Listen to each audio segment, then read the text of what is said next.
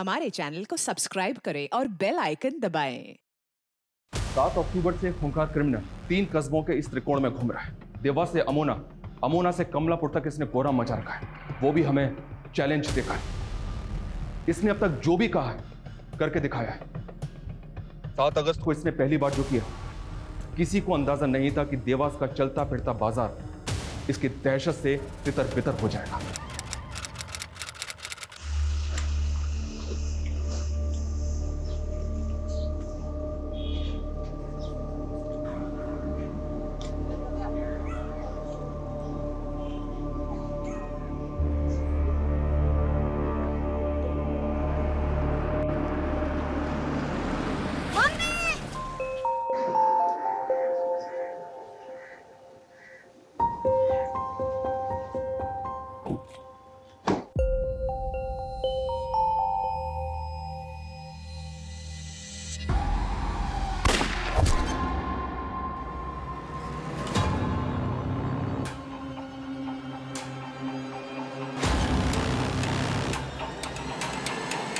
ये दर्दनाक हत्या सिर्फ एक झलकी है उसकी हैवानियत की। इसके 24 घंटे बाद उसने फिर कोहराम मचाया था।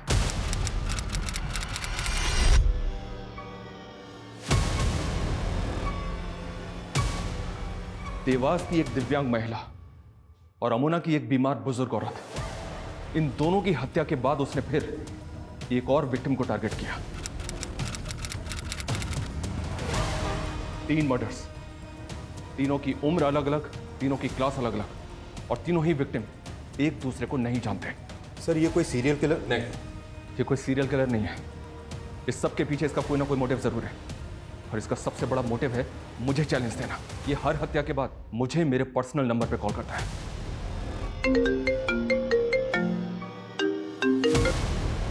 Hello, good afternoon sir. मैं फिर से देवास आ रहा हूं एक और मर्डर करने। हेलो हेलो,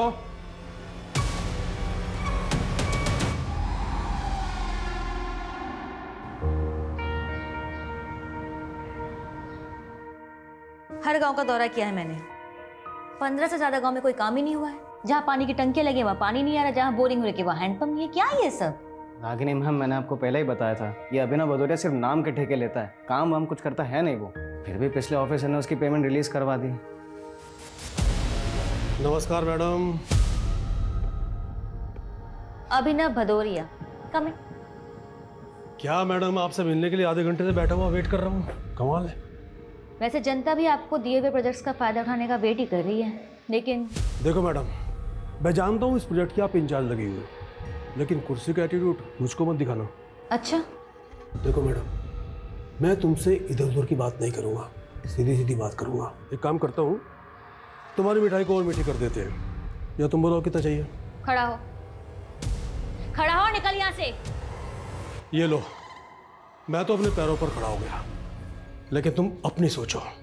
और हाँ, मुझे गिराने की कोशिश मत करना, वरना जो मिल रहा है ना वो भी नहीं मिलेगा।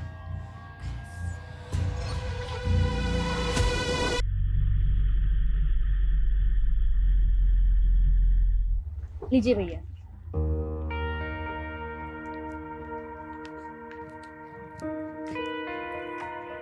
मम्मी शॉपिंग की है? हाँ, अंदर चलो दिखाती हूँ। बहू, आज फिर से फालतू खर्चा कर रही? कमाती है तो इसका मतलब सब उड़ाती रहेगी? अरे माँ जी, सरकारी नौकरी है देवरानी की, अब ऊपर की कमाई ऐसे ही तो उड़ाएगी। बस करो भाभी, और कितने ताने मारोगी आप? खबरदार जो बड़ी बहू को कुछ कहा तो। घर का सारा काम यही करती है, तू नहीं। तू क्या करती है? सुबह उठती है, सजती है, संवरती है और निकल जाती है घर से। घर के कामों से तो तुझे कुछ लेना देना नहीं है। माँ जी, मुझे अपना परिवार चलाना आता है, और भाभी मैं अपनी जॉब भी ना बहुत ईमानदारी से करती हूँ। आप लोगों के मशवरे की मुझे जरूरत नहीं है। रागिनी, ऐसे बदतमीजी से बात करोगी माँ से? चलो माफी मांगो। रागिनी, मैंने कहा माफी मांगो माँ से। मैं तो माफी मांग लूंगी, लेकिन थोड़ी नसीहत अपनी माँ और भाभी को भी दो कि मुझसे रोज ऐसे ना पेश आया करे। I am sorry.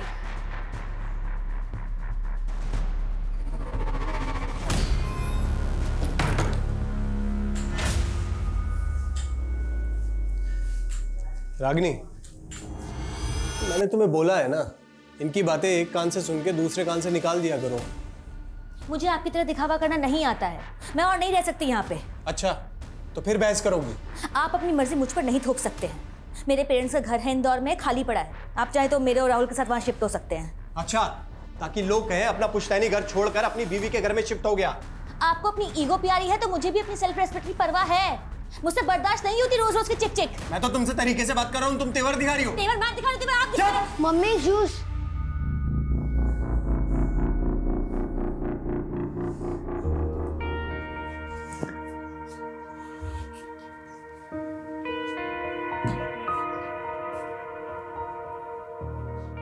आप ऑफिस से थक के आए और सब आपके पीछे पड़ गए। मम्मी एक काम करो, आप ना मुझे चाय बनाना सिखा दो, तो कल से मैं आपको जूस के बजाय चाय बना कर दूंगा। तुझे इन सब चीजों की चिंता करने की जरूरत नहीं है। तो अपनी पढ़ाई पे ध्यान दे। हाँ मम्मी, आपका ध्यान भी तो मुझे ही रखना है ना।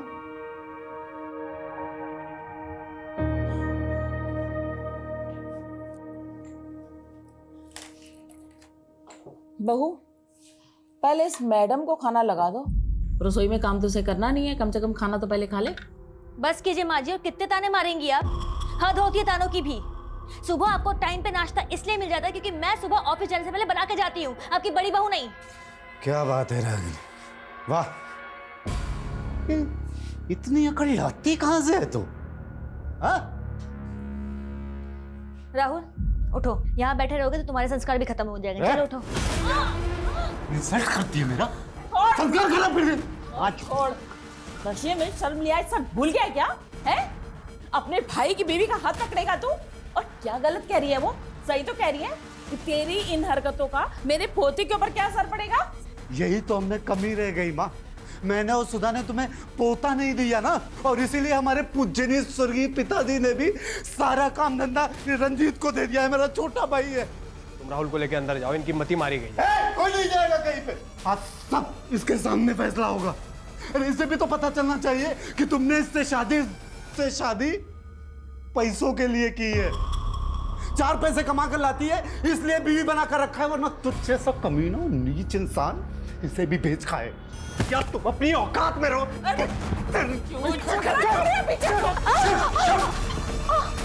पीछे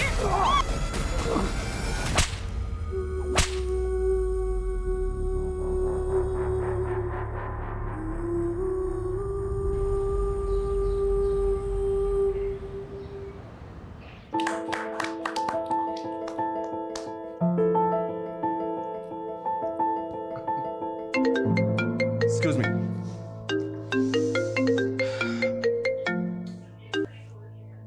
हेलो, कौन? Happy birthday sir. Thank you so much, but I am sorry, मैंने आपको पहचाना नहीं। आपका वेल विशर बोल रहा हूँ, जल्दी ही आपको आपका बर्थडे गिफ्ट भी मिल जाएगा। पर आप हैं कौन? Hello hello.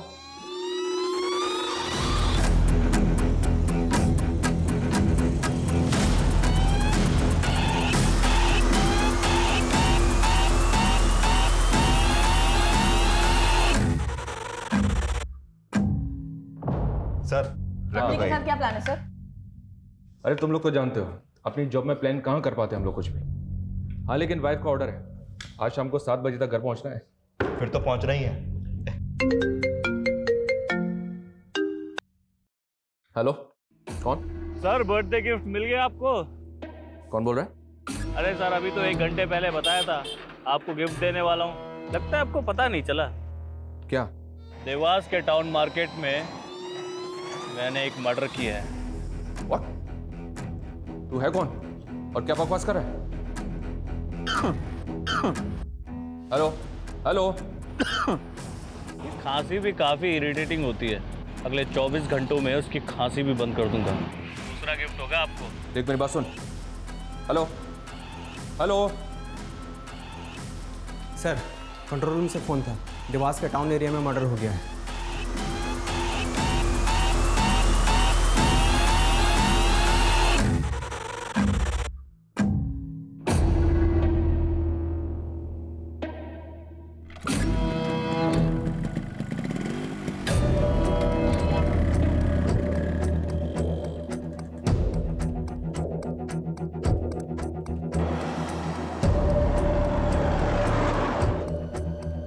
number you are trying to call is out of coverage area.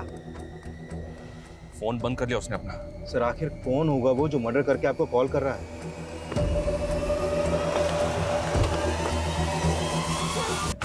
चलिए हटिए। नहीं सर, मुझे तो पता ही नहीं चला कहाँ से गोली चली। तो आप तीनों साथ में नहीं थे? नहीं सर, वो ऑफिस से आई थी, वो हमारा यहाँ पे वेट कर रही थी। हम सब साथ मिलके शॉपिंग पर जाने वाले थे। रागिनी काम क्या करती है? सर वो एक गवर्नमेंट सर्वेंट थी, DCOP ऑफिसर। सर यहाँ कई विटनेस का कहना है कि शूटर बाइक पे था और उसने हेलमेट पहना हुआ था। बाइक और हेलमेट रेड कलर का था और व्हाइट कलर की शर्ट पहनी हुई थी उसने। आसपास चेक करो कितने CCTV लगे, सबकी फुटेज निकलवाओ। Okay sir. सर इसने तो फेक नंबर प्लेट लगा रखी है बाइक पे, और जिस नंबर से इसने मुझे कॉल किया था वो नंबर भी फेक ID पे ऑब्टेन किया गया था। मेरे पर्सनल नंबर पे कॉल करके मुझे चैलेंज दे रहा था, बोल रहा था कि उसको पकड़ के दिखाओ। मतलब ये आपको पहले से जानता था? आपका पर्सनल नंबर इसके पास कैसे आया? I don't have any clue. लेकिन अजीब बात है, मेरा फ़ोन कॉल रिकॉर्डिंग मोड पे रहता है, मैंने इसकी रिकॉर्डिंग नहीं सुनी, लेकिन इसकी आवाज़ सुनने के बाद भी मुझे समझ में नहीं आ रहा कि होगा कौन।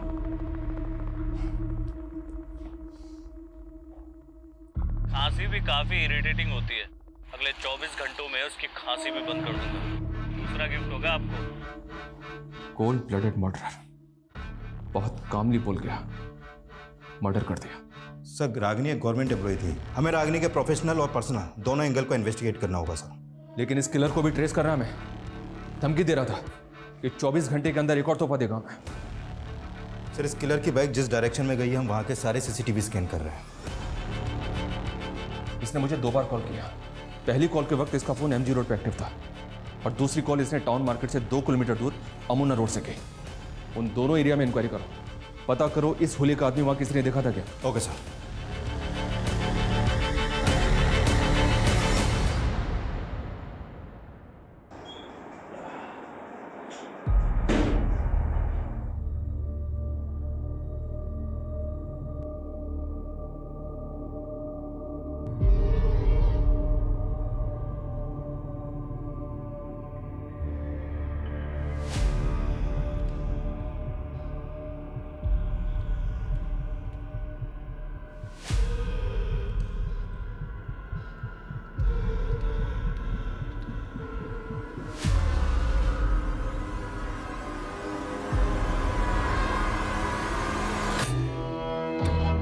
कौन था वो? एक लाचार औरत ने किसी का क्या बिगाड़ा था जो उसको मार दिया? सरकारी नौकर थी वो, कहीं किसी गलत लोगों से झगड़ा तो नहीं मोल ले लिया था? सुधा क्या फालतू की बात कर रहे हो तुम लोग? रंजीत हिम्मत से काम ले तो। हाँ, आपको बहुत पड़ी है मेरी। रागिनी की भी यहाँ किसी को नहीं पड़ी थी, सब उसके दुश्मन। मेरे बच्चे से उसकी माँ छीन ली। रागिनी का मर्डर कल दिन में हुआ था, उस वक्त तो उन्हें ऑफिस में होना चाहिए था। सर यही बात तो मुझे भी अजीब लग रही है। वो कभी छुट्टी नहीं लेती थी, लेकिन अचानक से उनको एक फ़ोन आया और वो हाफ डे लेकर चली गई। हेलो रंजीत, मैं बिजी हूँ, बाद में बात करती हूँ। नो, मैं हाफ डे नहीं ले सकती हूँ। तुम्हें क्या लगता है किसने मारा होगा उसे? किसी पर शक तुम्हें? गारंटी के साथ तो नहीं कह सकता, लेकिन कॉन्ट्रैक्टर अभिनव भदौरिया है ना, उस पर इंक्वायरी बिठाई थी मैम ने। सर वो आदमी जितना घपलेबाज है ना, उससे ज़्यादा टेढ़ा है। देख सुन मेरी बात, रागिनी ने जो रिपोर्ट मेरे खिलाफ बनाई है उसको गायब करके जला दे। वो रिपोर्ट DM तक नहीं पहुंच चाहिए, समझा? हाँ, 1 मिनट रुक,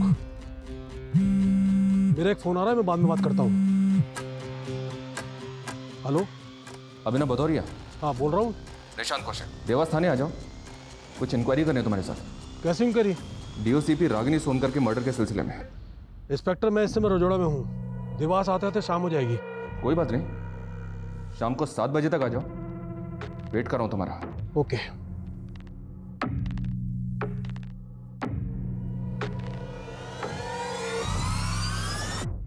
इंक्वायरी? कैसे इंक्वायरी? DOCP रागिनी सोनकर के मर्डर के सिलसिले में। इंस्पेक्टर मैं इस समय रजोड़ा में हूँ, देवास आते आते शाम हो जाएगी।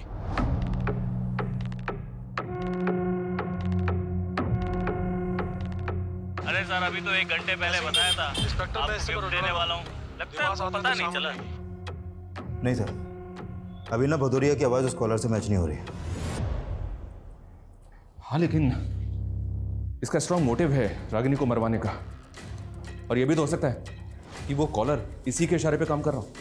उस कॉलर के बारे में कोई लीड? सर, देवास मार्केट के आगे के 2-3 सीसीटीवी में वो कैप्चर तो हुआ है, लेकिन फुटेज से कुछ खास पता नहीं चल पा रहा। और हम उन दोनों जगहों पर भी पूछताछ कर रहे हैं जहाँ से उसने आपको कॉल किया था, लेकिन वहाँ से भी अभी तक कोई क्लू नहीं मिला है सर। और सर, हमने अपना खबरी नेटवर्क की सर, रागिनी की प्रिलिमिनरी पोस्टमार्टम और ballistic report sir. 9mm pistol से फायर किया गया था सर। फैमिली को बॉडी दे दी।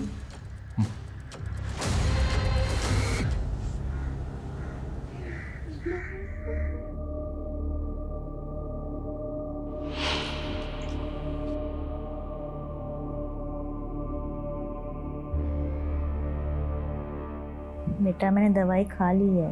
मम्मा, जब मुझे फीवर होता है तब आप मुझे दवाई खिलाते हो, पट्टी लगाते हो, तो मैं कैसे फटाफट ठीक हो जाता हूँ। वैसे आप भी अभी जल्दी ठीक हो जाओगी। बेटा, वो हमेशा के लिए सो गई है, अब वो नहीं जगेंगी बेटा।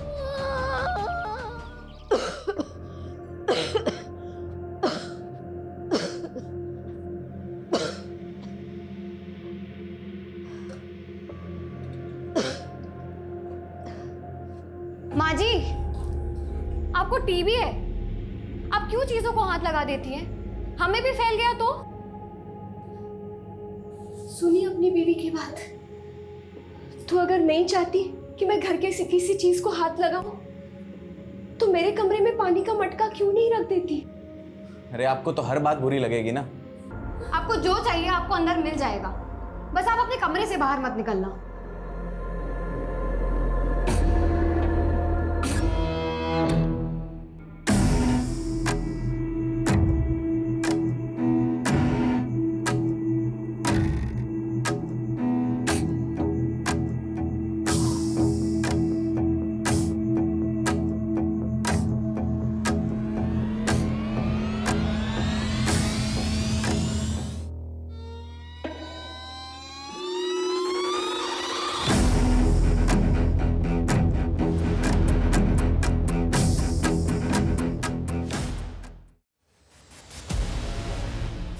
इंस्पेक्टर साहब, कल आपका बर्थडे था, तो मैंने सोचा कि अमोना की मिठाई लेकर चलता हूँ आपके लिए। ये लीजिए, लड्डू खाइए। ये लीजिए। तुझे कैसे पता कल बर्थडे था मेरा? इंस्पेक्टर साहब, मुझे मालूम है कि आप मेरी डिटेल निकलवाओगे, इसलिए मैंने भी आपके बारे में पता कर लिया। वैसे मेरे भी कुछ दोस्त हैं पुलिस में, और हाँ, जब भी मैं किसी से मिलने जाता हूँ ना पहली बार, तो उसके लिए ये मिठाई लेकर जाता हूँ। रागिनी की मौत से बहुत खुश दिख रहा है तू, इसलिए मिठाई बांटता फिर रहा है। कहीं ऐसा तो नहीं कि तू नहीं रहा? रागिनी का मर्डर करवा के मुझे क्या मिलेगा? कुछ नहीं। तेरे बारे में सब पता किया हमने। तू मिठाई के डिब्बों में रिश्वत भिजवाता है, लेकिन रागिनी ने तेरी इंक्वायरी बिठवा दी थी। इंस्पेक्टर, अपनी इंक्वायरी पर ध्यान दे। मेरे खिलाफ कुछ मिला या ऐसे ही बज रहा है? बस एक बार सबूत हाथ लग जाए, फिर अच्छी तरह से बजवाएंगे तुझे। अच्छा तेवर है, वाह। मेरे खिलाफ सबूत लेकर आ, और सुन, मेरा कुछ बिगड़ने वाला नहीं है, समझा? उस कॉलर के तरह इसके तेवर भी कुछ कम नहीं थे सर। ये भी चैलेंज करके गया। नजर रखो इसमें। सर, उस किलर ने आपको पहला कॉल एमजी रोड से ही किया था, और उसी दौरान रागिनी का पति रंजीत का फोन भी एमजी रोड पे ही एक्टिव था। क्या रंजीत का उस कॉलर से कनेक्शन? सर, कनेक्शन तो कुछ नहीं मिला है, लेकिन रंजीत ने रागिनी को एमजी रोड से कॉल करके देवास टाउन मार्केट बुलाया था। सर, मुझे तो लग रहा है कि उसने पर्पसली रागिनी को वहां पे बुलाया था।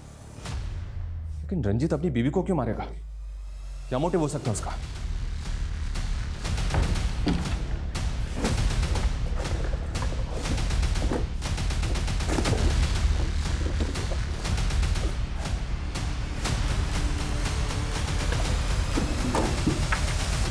रागिनी, जब से तुम्हारे माँ बाप गुजरे हैं तब से तुम्हारा घर बंद ही तो पड़ा है। फालतू में किसी ने कब्जा वब्जा कर लिया तो पछताओगी। अरे अच्छा खासा बाहर मिला है, बेच बाच के खत्म करो ना।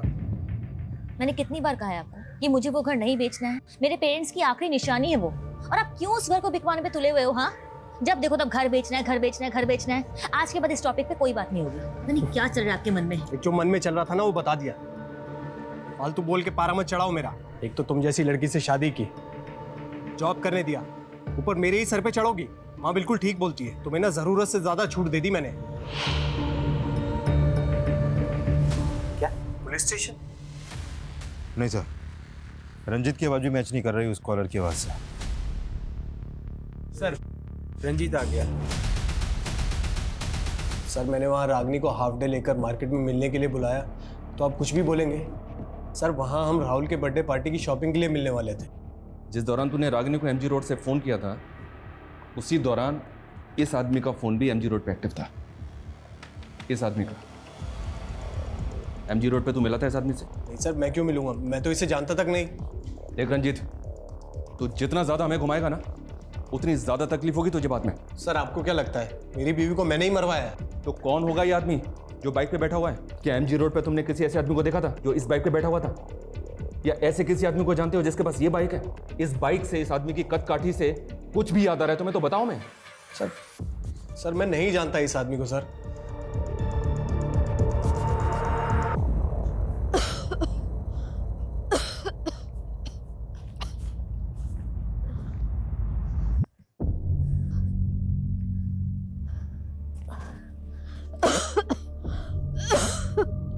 हे भगवान, मैं हार गई इस जीवन से। खुशी मेरे नसीब में नहीं तो कम से कम मुझे मौत ही दे दे।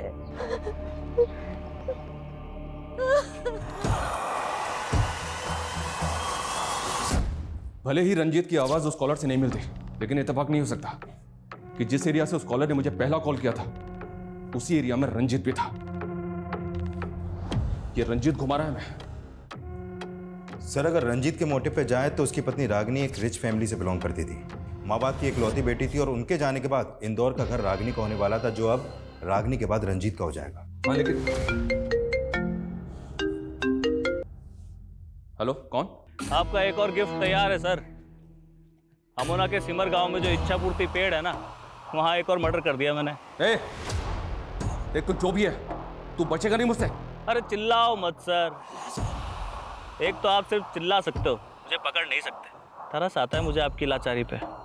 तेरे तो मैं काम डाउन सर, अगला मर्डर भी प्लान कर लिया है मैंने, लेकिन आप ना दिमाग पे ज्यादा जोर मत दो।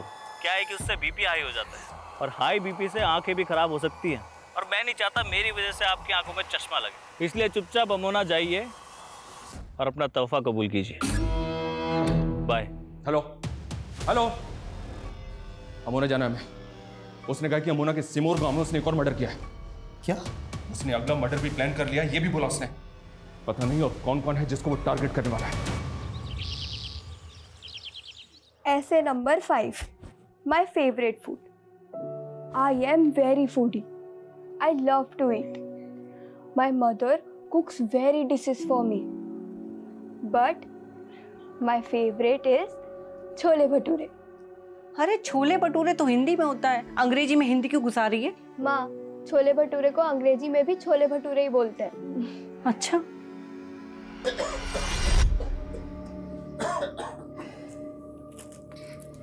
गीता देखो देखो मैं क्या लाया हूँ, तुम्हारे नए स्कूल के कपड़े।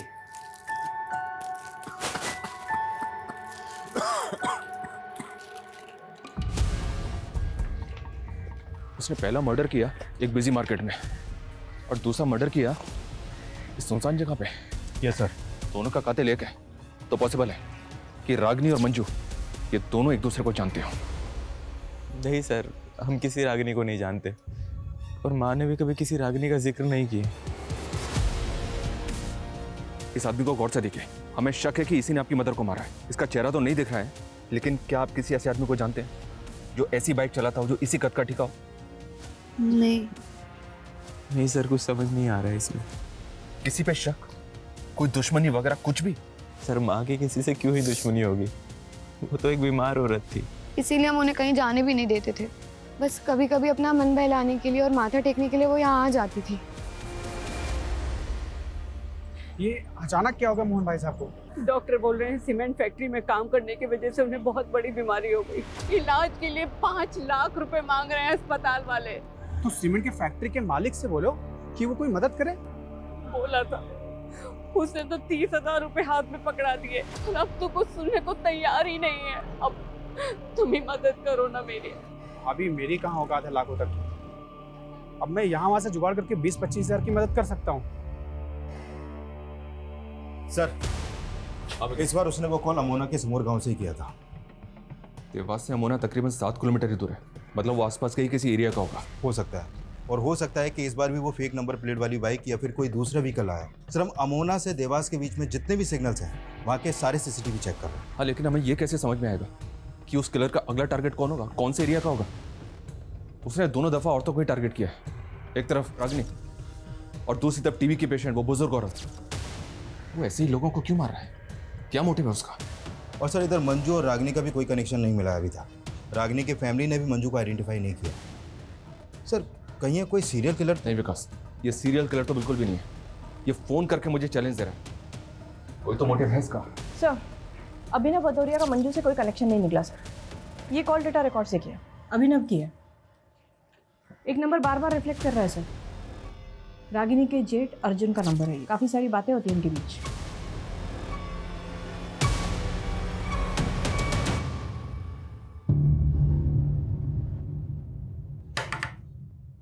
गीता, माँ कहाँ है? हॉस्पिटल, अभी आ ही रही हैं खाना लेने। मोहन भैया कैसे हैं भाभी? उनकी हालत बहुत नाजुक है और अभी तो पूरा पैसा भी नहीं हो पाया है इलाज का। मैं वही बताने आया था कि मैंने एक सरकारी आदमी का मालूम किया है। मोहन भैया के इलाज के खर्चे में वो रियायत दिला सकता है। कैसी रियायत? सरकार की स्कीम है कि सीमेंट फैक्ट्री में काम करने वाले मजदूरों का इलाज फ्री में होता है, और आपने जो पैसा जमा किया वो भी शायद वापस हो सकता है। ऐसा हो सकता है? हाँ, मोहन भैया के हॉस्पिटल के कागज लेकर के और उनकी सीमेंट फैक्ट्री वाली आईडी लेकर के शाम को मेरे साथ चलना। सरकारी आदमी से मिलवा दूंगा मैं। ठीक है। मैंने कहा ना, मेरा रागिनी के मर्डर से कोई लेना देना नहीं है। रागिनी के जेठ से क्या लेना देना है? मैंने कहा ना, कोई लेना देना नहीं है। अब बस, अब अगर और ज्यादा कर दिखाई ना तब। हाँ, मैंने रागिनी के जेठ को पैसे दिए थे। अनुभव भदौरिया ने मुझे लालच दी कि अगर वो रागिनी से उसका काम करवा दूंगा मैं, तो उसके बदले में मुझे ढेर सारे पैसे देगा। ऑटो ऑटो, एक गणेश नगर जा। रागिनी, भैया आप यहाँ? देखो, मैं जो बात करने वाला हूँ वो हम घर में नहीं कर सकते थे। कैसी बात है? अभिनव भदौरिया मोटा पैसा दे रहा है, उसके काम में अड़चन मत डालो। आप होते कौन मुझसे ये बात करने वाले? हाँ, अगर आप मेरे जेठ ना होते ना तो आपको अंदर करवा देती मैं। फिर रागिनी नहीं मानी तो तूने और अभिनव ने मिलकर उसको? नहीं सर, ऐसा कुछ भी नहीं है, मैं सही कह रहा हूँ, मैंने उसे नहीं मारा। बहुत गंदी चाल खेल रहे हो तुम रंजीत। एक तरफ रागिनी गई और दूसरी तरफ मेरे पति को अंदर कर दिया। क्या तुम सबकी जमीन जायदाद अकेले ही हड़पना चाहते हो? माफ करो भाभी।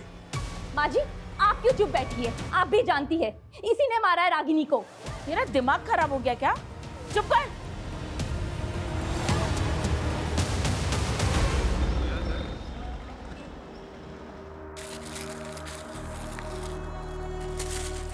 भाभी, मैंने साहब को सब कुछ बता दिया है, आप जाकर मिल लो।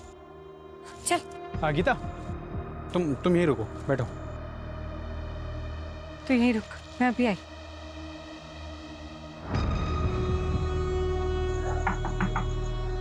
आइए।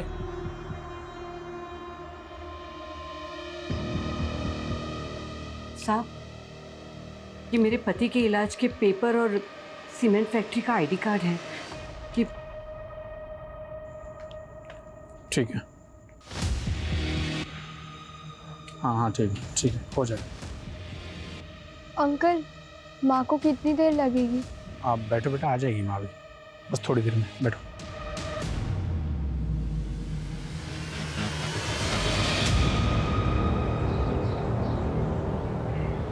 हाँ जी पंडित जी, नमस्कार। पंडित जी, अपने बेटे विक्रम की बरसी पर पूजा रखवाना चाहता हूँ, आपसे आके मिल सकता हूँ? जी, नमस्कार।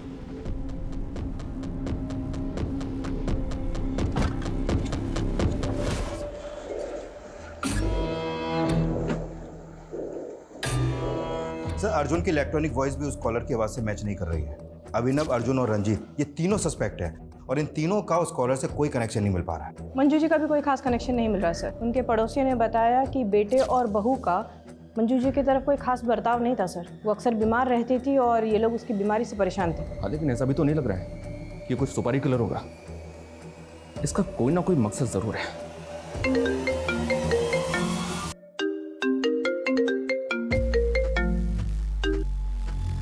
हेलो सर, कमलापुर के पंचायत भवन के पास एक तोहफा छोड़ा है आपके लिए। ए, देख मेरी बात सुन। कुछ रह गया है आपके पास दिखाने को? पकड़ तो पाई नहीं मुझे। चलिए एक काम करते हैं, मैं ही आ जाता हूँ देवास वापस। वहां एक गलती सुधारनी है मुझे। गलती? हाँ, पकड़ सको तो पकड़ लो। हेलो मैं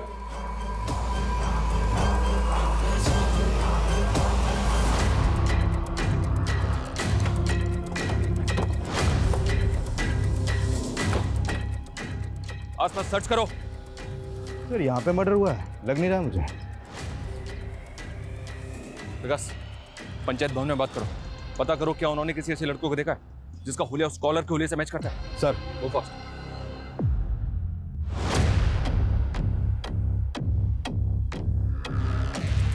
सर, लाश यहाँ पड़ी है।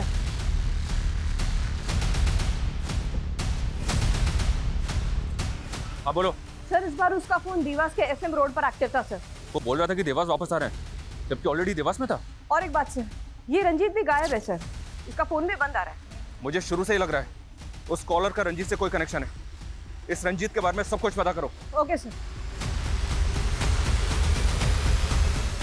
सर, विक्टिम का नाम कन्हैया सिंह है, कमलापुर का सरपंच था ये।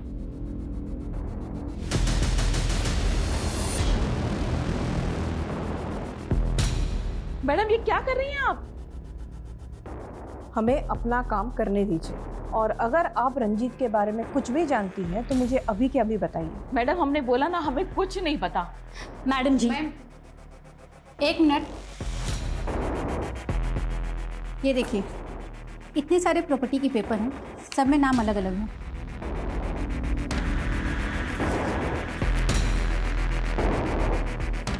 ये रंजीत ज्वेलर है ना? जी। तो इतने सारे लोगों के प्रॉपर्टी के पेपर्स इसके कमरे में क्या कर रहे हैं? मैडम, हमारा ये पुश्तैनी काम है। लोगों के गहने और उनकी प्रॉपर्टी गिरवी रख के हम उन्हें ब्याज में पैसा देते हैं। ये रागिनी के पेरेंट्स के प्रॉपर्टी के पेपर्स, रंजीत के पास ये भी गिरवी पड़े थे? नहीं, ऐसा कुछ नहीं है। सब झूठ बोल रही है माँ जी रंजीत के बारे में। उसी ने मरवाया है रागिनी को और मेरे पति को फंसा दिया। मैडम जी, आप रंजीत के बेटे राहुल से पूछो, वो आपको बताएगा कि कैसे रंजीत प्रॉपर्टी के लिए रागिनी से झगड़ता था। सर, कन्हैया की फैमिली में तो कोई नहीं है, और बाकी पांचों को भी कोई आइडिया नहीं है कि कन्हैया मंजू और रागिनी को जानता था कि नहीं। हेलो, कौन? सर, मैंने देवास के एसएम रोड में अपना काम खत्म कर लिया है। आप आए नहीं पकड़ने? रागिनी, मंजू, कन्हैया, इनको क्यों मारा तूने? ये सब के सब एक ही माला से बंधे हुए हैं, और इस माला का आखिरी फूल भी जल्दी मुरझा जाएगा। हेलो हेलो सर, देवास के एसएम रोड पर रंजीत की लाश मिली है। रागिनी की तरह रंजीत को भी शूट कर दिया। सर, अगर किलर को रंजीत को भी मारना था तो वो उसे रागिनी के साथ भी मार सकता था। तो कुछ समझ में नहीं आ रहा कि वो कौन सा गेम खेल रहा है। उसने बोला था दोबारा देवास आ रहा है गलती सुधारने, और रंजीत का मर्डर। इसका क्या मतलब? कि वो पहले ही रंजीत को मारना चाहता था, लेकिन गलती से गोली रागिनी को लग गई। इसने हर हत्या के बाद मुझे कॉल करके कुछ ना कुछ ऐसा बोला है जो इसके अगले टारगेट से कनेक्टेड था। एक मिनट,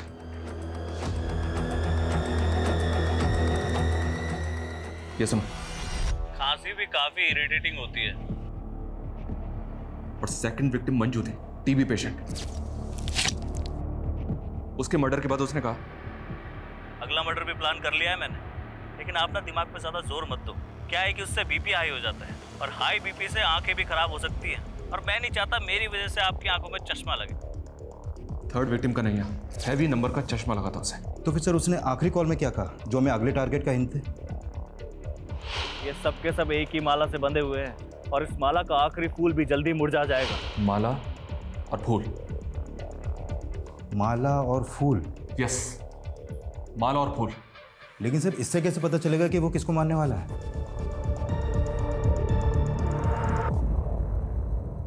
माँ,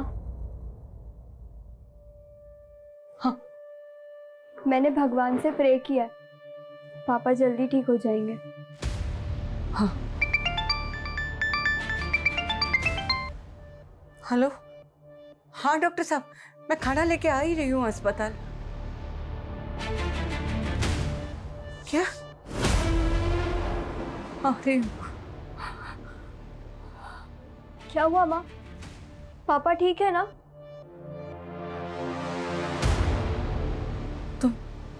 तुम ही रहो, मैं रिक्शा लेकर आती हूँ।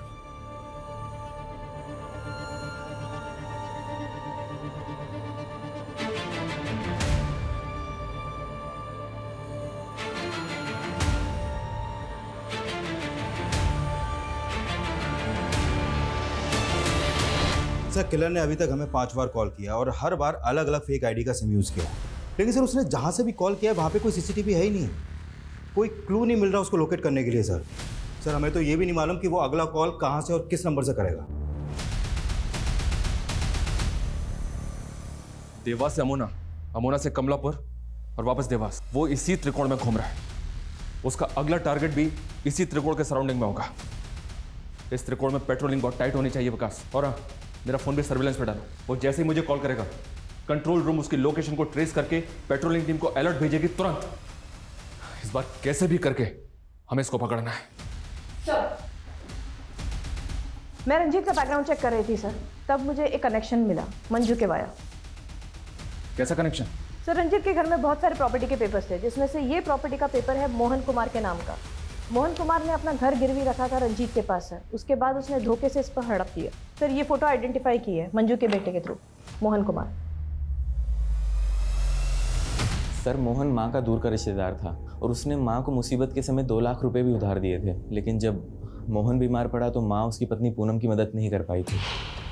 पूनम, मैं बहुत शर्मिंदा हूँ, अभी मेरे पास सिर्फ 10,000 रुपये ही है, इससे ज़्यादा मैं कुछ नहीं कर सकती।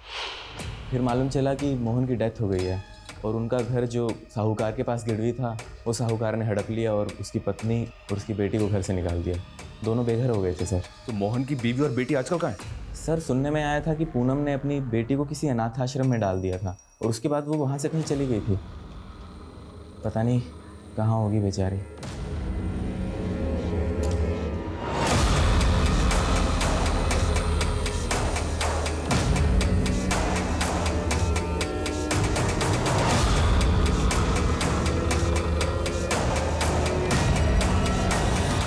सर पूनम 2 साल पहले गीता को एक अनाथ आश्रम में छोड़ के गई थी और करीब 6 महीने पहले इंदौर की एक फैमिली ने गीता को वहां से अडॉप्ट किया था। पूनम की फैमिली के बेघर होने के पीछे मंजू एक वजह है, क्योंकि उसने पूनम को 2 लाख रुपए नहीं दिए थे। वहीं रंजीत ने उनका घर गिरवी रख लिया था। लेकिन कन्हैया का इस फैमिली से क्या कनेक्शन होगा? सर कन्हैया का तो कोई कनेक्शन नहीं मिला, लेकिन हाँ किलर का पूनम की फैमिली से कोई ना कोई कनेक्शन जरूर हो सकता है।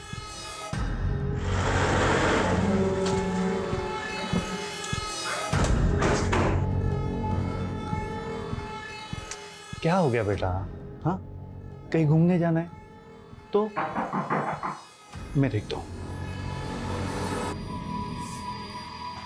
जी कहिए। आपसे कुछ बात करनी है।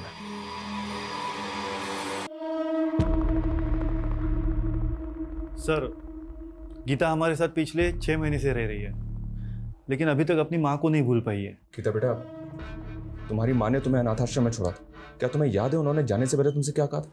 कहाँ गई थी? सर जब से वो आदमी यहाँ आके गया है ना, तब से ही कुछ ज्यादा ही सदमे में रहने लग गई है। कौन आदमी? गीता, क्यों मैं कौन हो तुम? क्या एक मिनट। क्या 1 मिनट? अरे किसी के घर में घुस क्या? गीता, अरे बेटा तो ठीक है ना? कब से ढूंढता था मैं तुझे। आ चल चल। अरे ऐसे कैसे लेके जा सकते हो किसी को किसी के घर से? गीता उससे डर रही थी सर, इसीलिए हमने उसे घर से बाहर निकाल दिया। फिर बाद में गीता ने कहा कि वो उसका मामा लगता था। कौन मामा है? ये कहाँ रहता तुम्हारा मामा? मालूम नहीं, मामा गंदा है।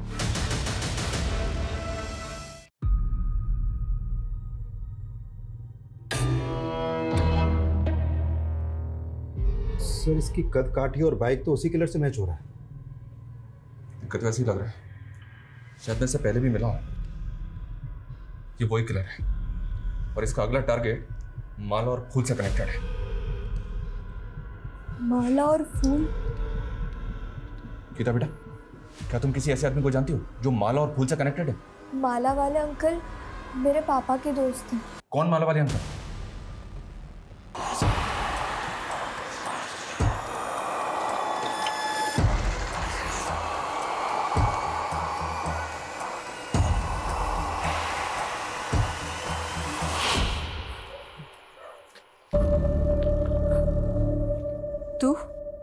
दीदी मेरी बात का भरोसा करो, जेल से निकलते वक्त मैंने कसम खाई थी आज के बाद कोई गलत काम नहीं करूंगा। तूने हमेशा हमें बदनामी ही दी है। तेरी वजह से बाबा का सर झुक गया, उन्होंने कर ली और मैंने उसी समय से सोच लिया था कि तुझसे अभी कोई रिश्ता नहीं रखना मुझे।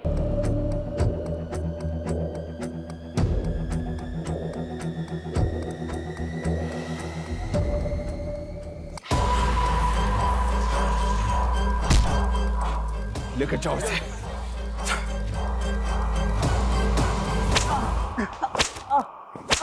विकास, उठ। पुष्कर सिंह, बहुत तरक्की कर ली तूने। ड्रग पेडलर से मर्डरर। सर पिछली बार जब आपने मुझे जेल में डाला था ना, मैंने कसम खाई थी आज के बाद कोई गलत काम नहीं करूंगा। पर जेल से बाहर निकलने के बाद मैं क्या देखता हूं, मेरी बहन के साथ इतनी नाइंसाफी। मेरे जीजा बीमार क्या हुआ है, उस बुढ़िया मंजू ने घर से 2 लाख रुपए मार लिया। उसके बाद उस रंजीत ने मेरे जीजू के मरने के बाद घर हड़प लिया। और शरद ने मेरी बहन की मजबूरी का फायदा उठाया उस कन्हैया के साथ। उससे भी जब उसका जी नहीं भरा तो उसने मेरी बहन को कहीं भेज दिया।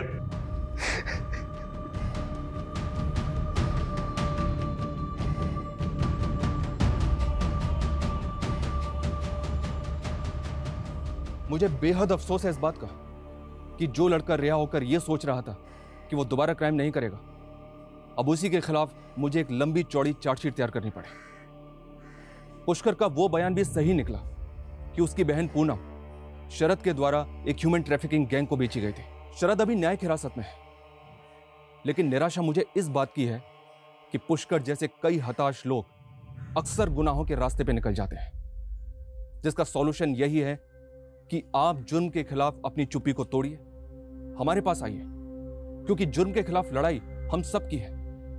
क्योंकि सिर्फ पूनम ही नहीं, पूनम जैसे लाखों विक्टिम्स आज भी गुनाहों के ऐसे अंधकार में खोए हुए हैं जहां से उनके अपने, गीता जैसे उनके कई रिश्तेदार सालों से उन गुमशुदा लोगों का इंतजार कर रहे हैं। जय Hind. For more updates, subscribe to our channel, click the show links and enjoy watching the videos.